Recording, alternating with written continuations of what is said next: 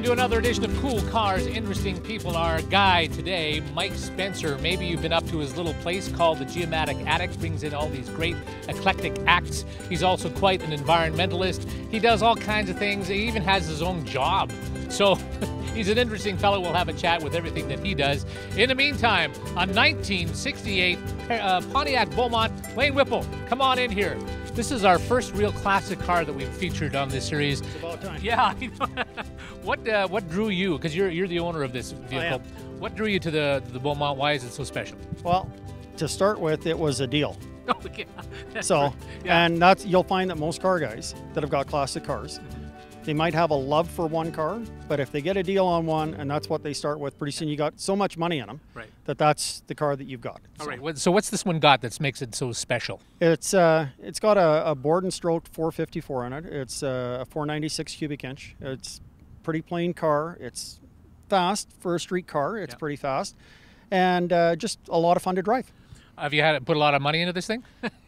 Yeah, I put a lot of money into I it. mean, and that's the thing about car guys. I mean, you buy the vehicle, you want to keep it going, and you got to put a lot to it. Well, absolutely. It's the old deal. If it's something that you love, it's what you do, Right. and you spend money on what you love to do. Sure. It doesn't matter whether it's mountain climbing, like we were talking earlier, or whether it's cars, or whether you're into sports. Sure. If it's something you love to do, that's what you spend your money on. So push button start, Yeah. air conditioning. Yeah. No. Can you back up and see stuff? No. And no air conditioning, and no cruise control. So, but it's got some. It attracts women. Yeah, it does Yeah, actually. sure, okay. My wife even rides in it. All right, we're gonna have Mike Spencer coming up in a few minutes. Cool cars, interesting people.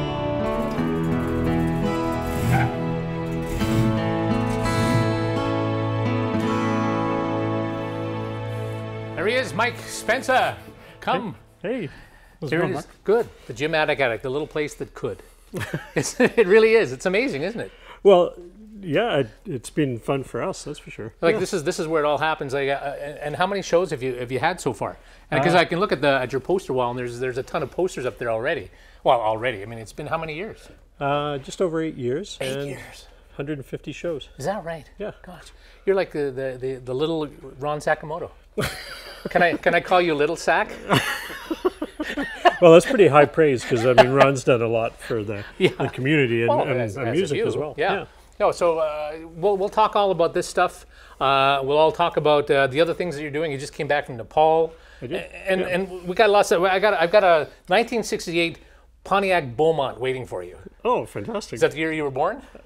It is, as a matter of fact. All right, let's do this. Come on. Sort of like a secret society. Here it is. Here it is. It's blue. It matches your baby blue eyes. Just the same color, yeah. Yeah, that's right. Come on in. Fantastic.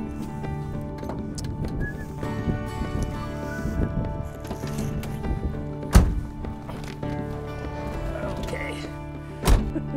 Okay. I had a little bit of training on this vehicle, so now there's a seat belt, safety first. Yeah. Okay. This goes here. Yeah. Yes. This reminds me of my friend Ian Black's car back in high school. Yeah. And it would be about the same vintage too. He had a Barracuda though. 68 Barracuda, I think. it was. 68 Barracuda. Feather it, easy, easy.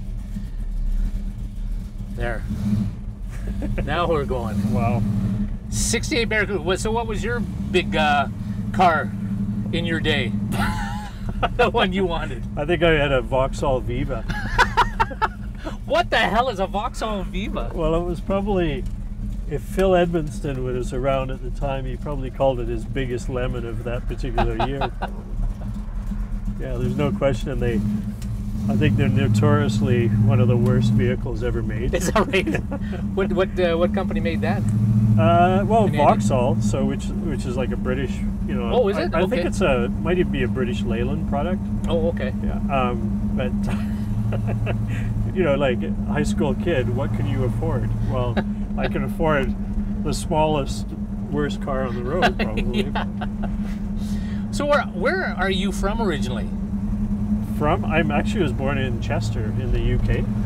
Oh, the UK? From the UK. No way! No way. Yes, way. Do you still have the accent? Not really.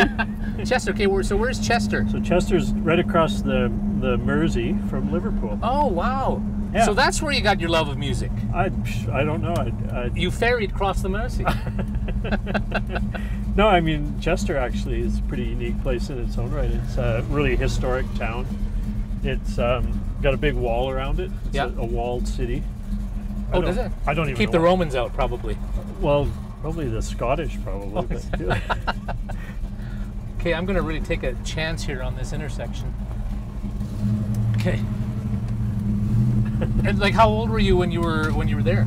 I was 8 years old when my family emigrated to Canada, and so we moved to New Brunswick. New Brunswick. And yeah, I think my parents were really tuned into the fact that in Britain there was no way to get ahead, and it was probably still is to an extent, like a really class-driven society. Right. You know, and like you were kind of who you were, and it was difficult to break out of that. Whereas my grandmother had been to Canada, and she told my mom and dad about Canada, and she said, "Oh, this is the place for you guys." And, really? You know, yeah.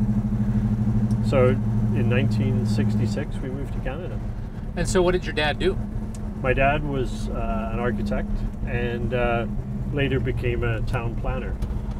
He was actually hired as a town planner in the city of St. John, New Brunswick. Right, yeah. right. Yeah. And then it begs the question, what brought you out here? Lethbridge, Alberta. Oh my. Well, my family had actually moved another time to Vancouver, and then I graduated from high school in Vancouver. Then after high school, I moved to Fort McMurray. Worked up there as a surveyor for 3 years. Because what were you getting into? Were you going to school, or is this? After high school, Fort McMurray was like this emerging place, right? And there was jobs, you could be whoever you wanted to be. And so I decided to be a surveyor, and then wanted to take it a step further. Went to SAIT in Calgary for 2 years, and then Lethbridge there's some job opportunities. Came down here, right? Basically knowing nobody at all. Really? Yeah. And how long ago has that been now? So I've been here now for 35 years. 35 years, and you were born in 1968? Right, we'll edit that part out. I'm a surveyor. The math should be a little bit better than that, I think, but yeah. So, because you run Geomatic, it's Geomatics firm, which is Mike Spencer Geometrics, right. We're called. Which does what? We do geomatics, which is it's the overarching name for kind of measuring technologies, which would include things like surveying, GPS, GIS, remote sensing, even drafting technologies as well. Right. And we do a little bit of all of that, really, actually. And we're a small company, but it's given me the flexibility to do other things in the community, like the Geomatic Attic, and it's kind of made life a whole lot of fun. Yeah. That is your main source of income, though, right? That's what is it? Would you say? I could never say the Geomatic Attic would. No. And it's funny. I joke about it a lot, but the upstairs of the Geomatic Attic is one thing, and then downstairs is where our business is. So I usually say, well, downstairs is where we try to make money, and upstairs we try not to lose it. That's kind of the thought behind it. But it really has allowed me the flexibility to do that. The business has been good. We've got a great staff, and it's starting to be a place that I can start to step away from a little bit. Right. Yeah. Right.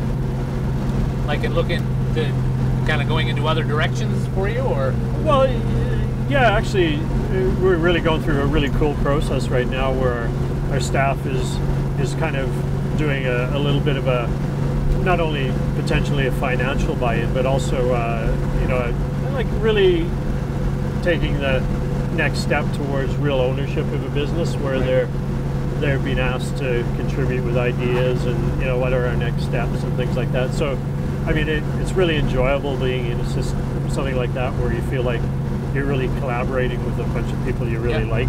And the Geomatic Attic, I mean, they've kind of understood that's one of the things I really want to do. And sure.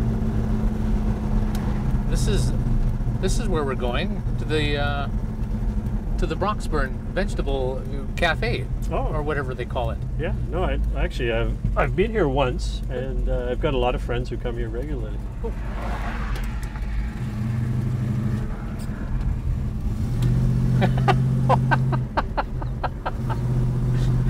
It's a good thing we're almost here.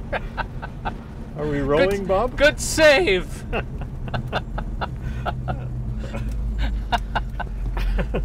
All right. You crazy driver, you, Mark. Yeah, that's right. Yeah. All right. Good thing we're here. Okay, we're going to get into the music thing in a second here, once we figure out how everything works, all right? Okay. Okay. So let's see, that goes there, and then that goes there, and there we're in park. Are we beamed up yet, Scotty? Jeez.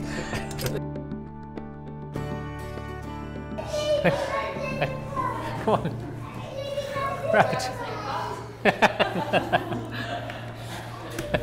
Anyway, so here we are. Broxburn Cafe. Broxburn Cafe. Nice place. Just short drive out of Lethbridge. It's nice. Okay, so you're in Lethbridge, and you say, "I love music. I got to do something about this. I wanna have my own little backyard where I can bring acts in." Where did you start with the Geomatic Attic idea? I think I mean, everybody probably has little moments like that where you think, hey, you know what? What if I had like a big old house, and you know, you've got to have it wide open, and you have bands playing in there, and you invite people and have a big party. I think that's probably originally from talking to friends of mine, you know, hey, what if we had a rental property that, you know, you could rent out for part of the year, but the rest of the year you book acts to come through. And it was a crazy idea. It never really came about, but what did actually come about was at a former office that I had, we had an attic space, which was really just a, you know, bad old hole in the ceiling, really, is what it was. And, you know, we had file cabinets and pool tables and rock and roll posters and things like that. And friends used to come and jam upstairs. Oh. Are you a musician? Actually, no, I'm not. I mean, you know, I'm sort of always that guy who gets involved. I'm the instigator. Or you get the drugs. I'm the runner. Yeah. Thank you very much. Appreciate it. Thank you so much. And there's some creamer there as well. Is this Broxburn coffee? Yay. Thank you very much. Thank you very much. Thank you. So anyway, yeah, so you get the stuff. Yeah, like I mean, I always kind of enjoyed organizing things. And actually, it's funny because a friend of mine had committed to doing a house concert at his house, and but knew that we were doing these jams in the Geomatic Attic, which we'd start to call it. And he said, "Oh, why don't we do the house concert at the Geomatic Attic instead of at my house?" And then you could clean it up. and then he proceeded to say later on that he was going away for the weekend and couldn't be around, and left me kind of holding the bag. So I not only had to basically kind of, you know, entertain the entertainers and you know, put them up, find a place for them to stay, but also sell the tickets and do the marketing plan, which I think the first marketing plan was $10 ticket, and you got 2 pieces of pizza and a beer. So, you know, there wasn't really a lot left over after you did that, you know, especially to pay the musicians. But it was a start because people kind of embraced it. They liked the fact that it was a casual atmosphere. It was almost like being in your own living room kind of thing. Right, sure.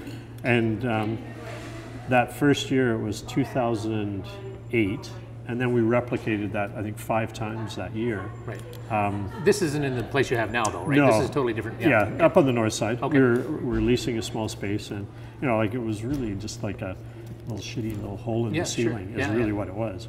But it worked. Yeah. And we actually even had some reasonably big name acts one of my favorite acts at the time, and still is a guy named Fred Eaglesmith. Of course, He's a Fred, Canadian legend, Yeah. honestly.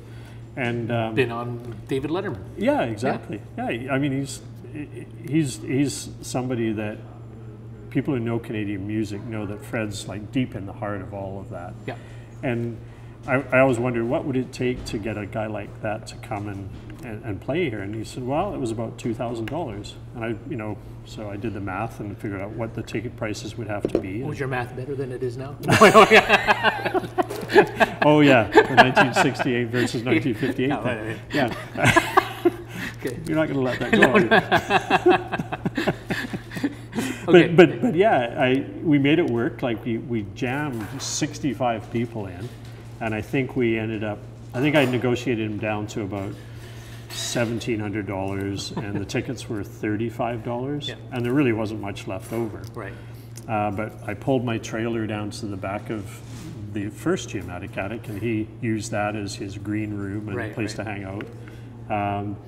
It was August 3rd or something, 2008, and it was hotter than you would, Yeah. you could believe. It was probably 40 degrees in there, and Fred was wearing a tuxedo. Oh, jeez. Or because his mom had always said, always make sure you're dressed well for shows. And he never gave up on that, even at 40 degrees Celsius. But he's come back now to our new place, I think 7 times now. Wow. And Loves always bugs me about that first time.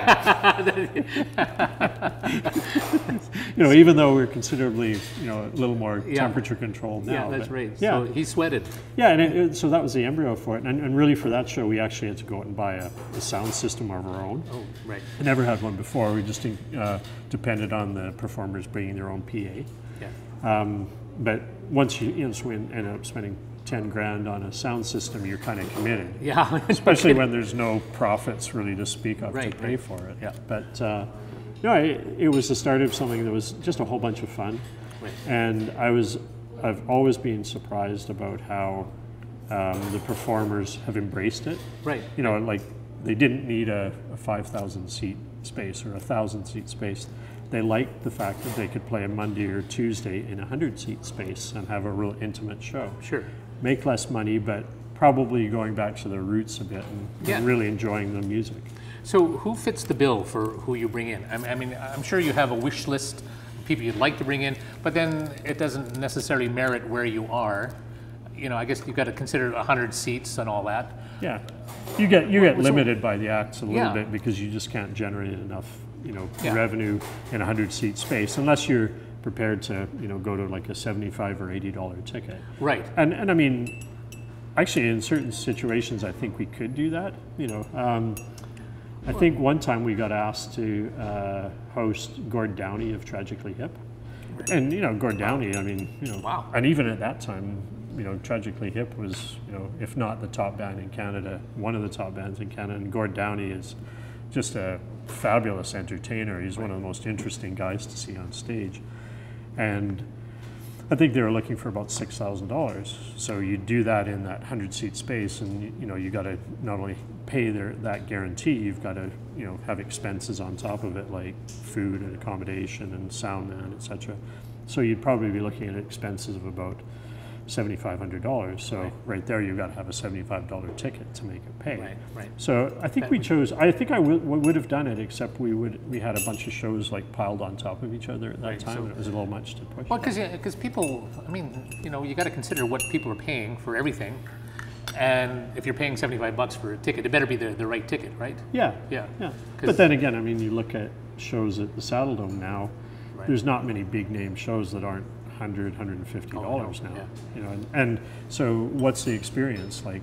Are you in the nosebleeds watching Elton John, which I no doubt it would be a good show, but on the other hand, would you like to be on the 5th row? Right. With Gord Downey? Exactly. For $75? Probably there's a lot. I'm sure we could have sold it out, no problem. Yeah. Would this have been at the Geomatic? Yeah. Really? Yeah. Gord Downey at the Geomatic Attic upstairs? Yeah. Wow. It's like people asked, and Wow. and I usually, that's always my preference, is to have it there.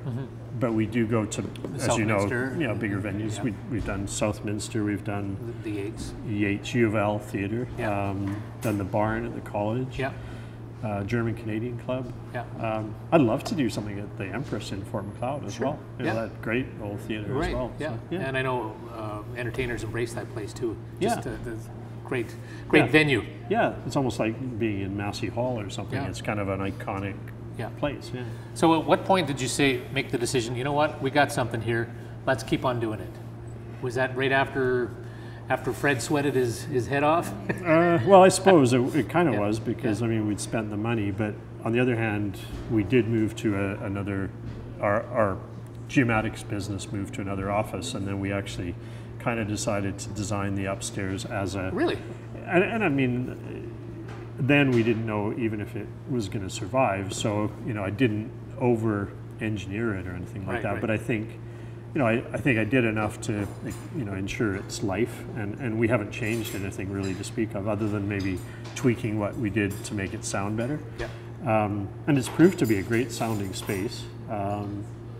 And 100 seats is just kind of a magical little size, yeah. because everybody is in on it. You know, like when there's silence between songs, there's often a lot of banter between the performers Yeah. and the crowd. Give me another beer. Well, yeah, I mean, like, I think even for seasoned performers, it's a bit kind of, at first, it's a bit disarming for them, because they're not used to that kind of silence. They're used to like a little bit of a hubbub throughout the whole show. But this So, time around, they yeah. you know, they actually start to embrace it once they know they've got people's undivided attention. They probably can't fart on stage. Well, they could if they want, but you know, there's nobody lighting any matches. But So have you? I mean, I always like to ask, have you had some nightmare gigs with some people? And go ahead, name names.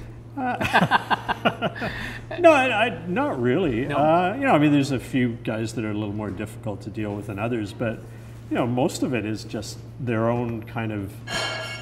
Maybe they walk into the Geomatic Attic and they go, like, what am I doing playing in this little space like this? Because they're used to playing in, you know, something bigger. But I think usually what happens towards the end is that they get it. You know, Yeah. they figure it out. A good example for me was a few years ago we had Jimmy Rankin come and play. The Rankin family. Yeah, Rankin family. And Jimmy went from being this member of the Rankin family to being kind of a, you know, a bit of a country star, you know, and moved to Nashville. And that's when we had him. And the show that we had was heavily promoted on the country stations in the city, played lots of his music, totally different crowd.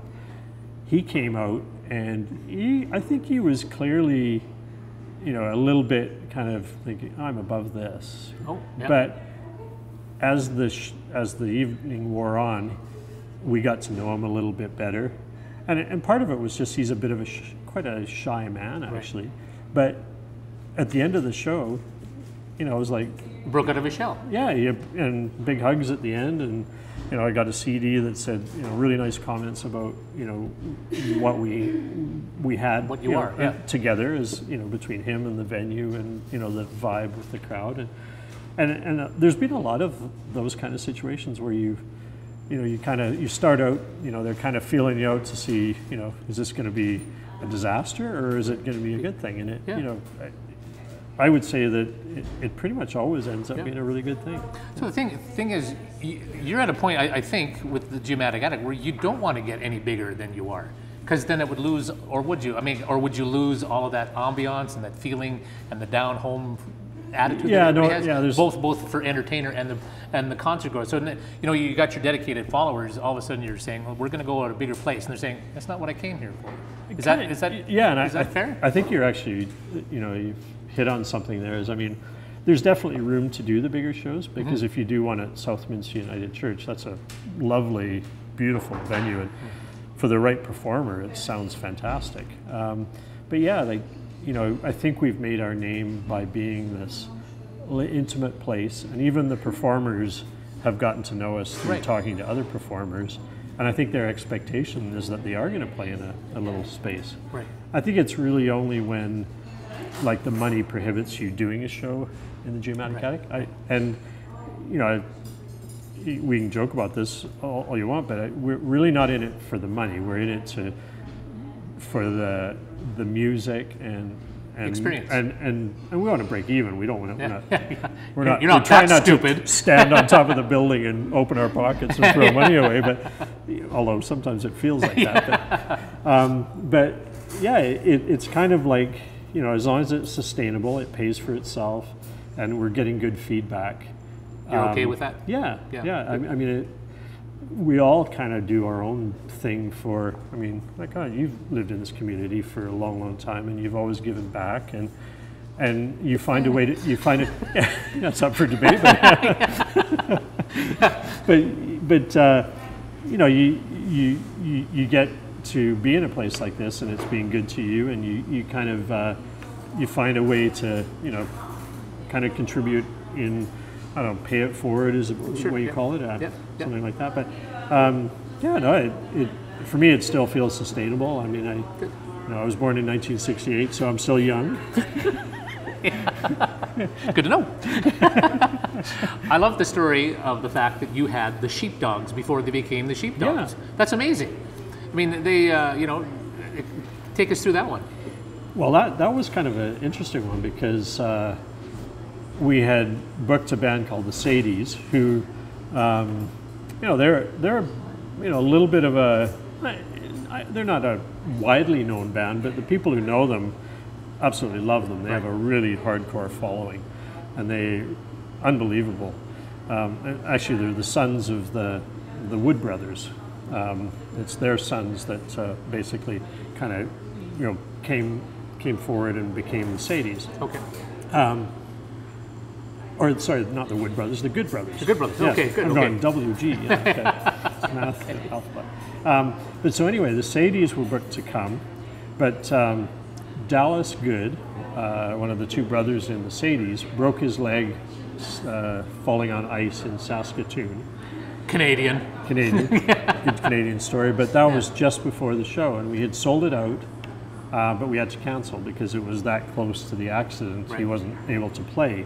So they gave us another date, which was like June 20th or something like that. And we thought, well, why don't we make it an outdoor show? And they said, okay, well, if we do an outdoor show, can we add an opening band called the Sheepdogs? And I didn't know anything about them. Right. And they said, it's just $200. $200 to bring in the sheepdogs. Yeah, which is actually, you know, you laugh at this, but it's a very common number for opening acts. Really, $200? Yeah, like some acts will get $100 or $150 or $200. It's, I mean, I often feel embarrassed about it because they're almost without fail they're good. Yeah. But they're just looking for their first opportunity. But the Sheepdogs came and played for $200, but by this time, they were already in this Rolling Stone contest to be on the cover of the Rolling Stone. And they got through all of the quarterfinals and the semifinals, and they made it to the final.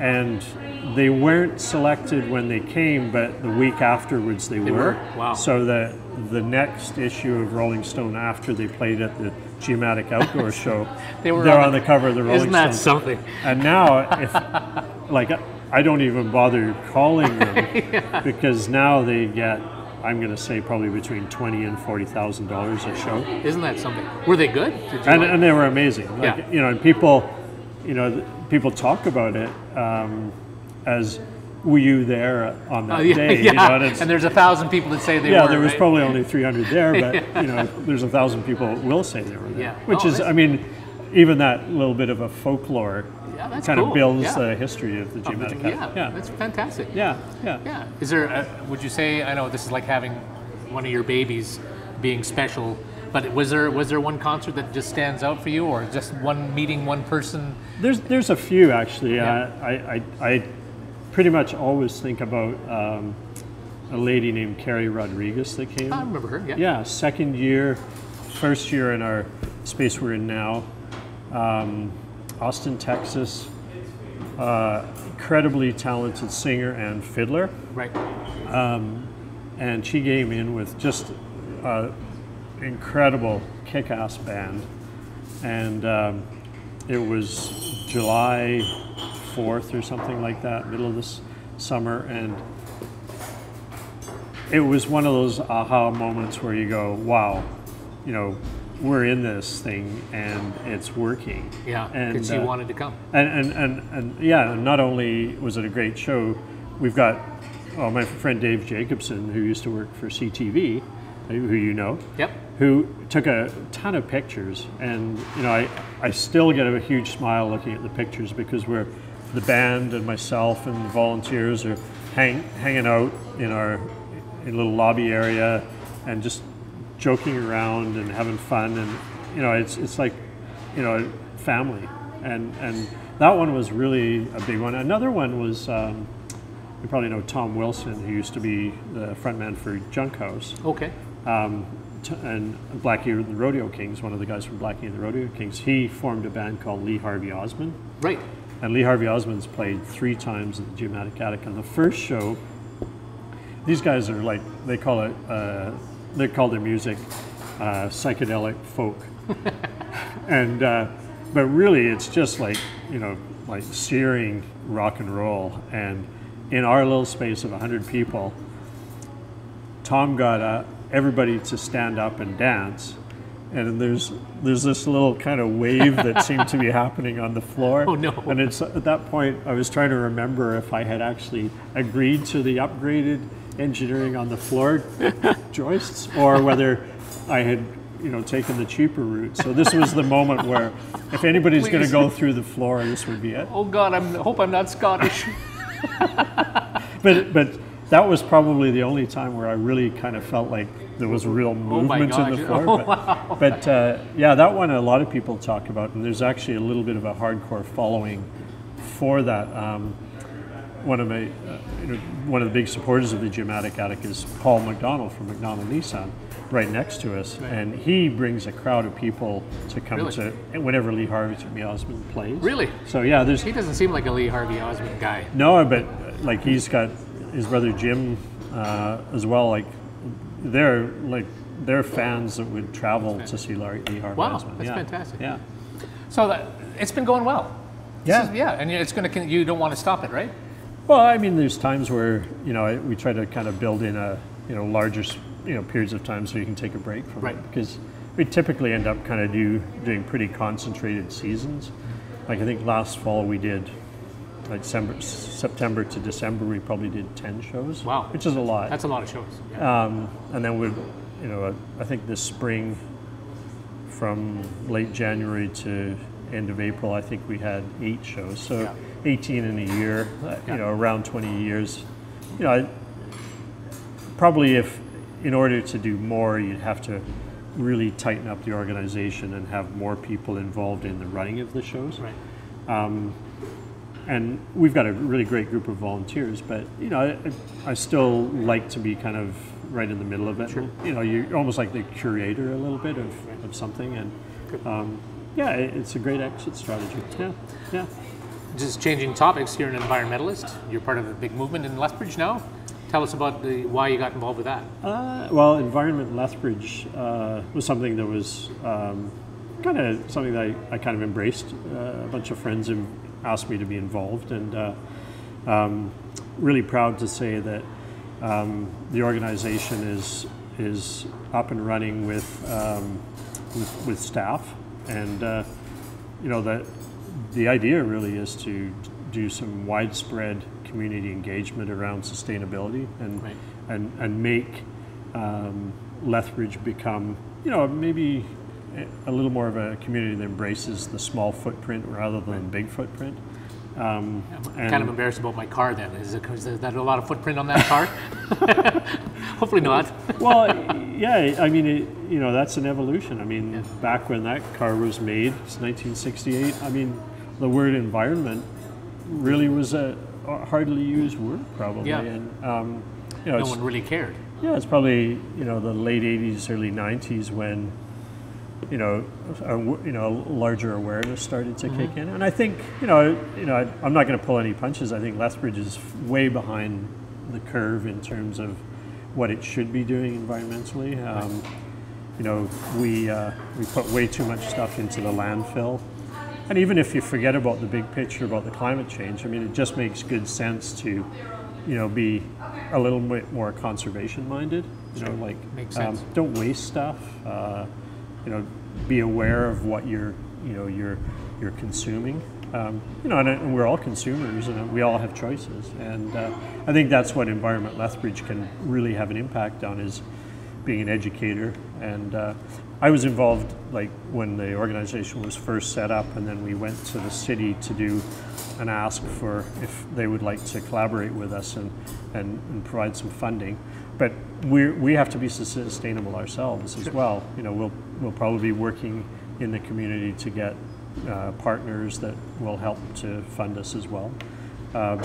And very exciting thing. I'm really proud to have been involved in it. I'm sort of working my way out of it because we do have paid staff. I'm a volunteer, but really, really exciting. Yeah.